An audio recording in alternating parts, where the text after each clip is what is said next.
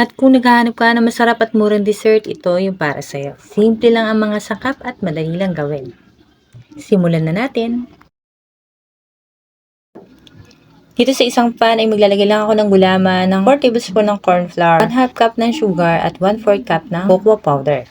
Bali, ang complete ingredients ay sa dulo na lang po ng video.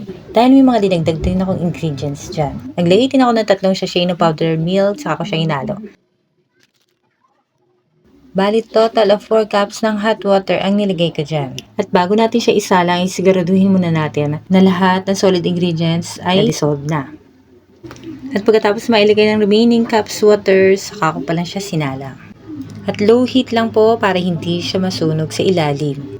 Tuloy-tuloy lang ang paghalo hanggang sa siya ay kumulo.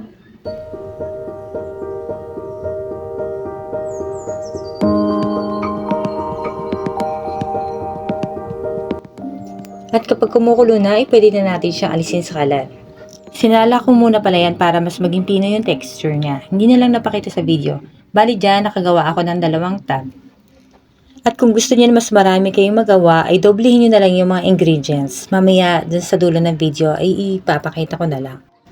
Nantay ko lang siya mag-set at room temperature, saka tayo magdadas ng cocoa powder. Optional yung paglalagay nito pero mas nakakaganda siyang tignan at nagdadagdag din siya ng sarap. Sa pagdas ng cocoa powder ay kailangan din natin siyang isift. Medyo messy siya pero okay lang yan mga mami. Medyo itaktak nyo na lang siya para magpantay yung pagdas ng cocoa powder sa ibabaw. At yan, okay na at na-chilled na siya overnight. Tikman na natin ang masarap nating chocolate pudding. Kung idadagdag natin siya pang negosyo, mag-costing na lang tayo. Magkakaiba kasi yung price, depende sa location.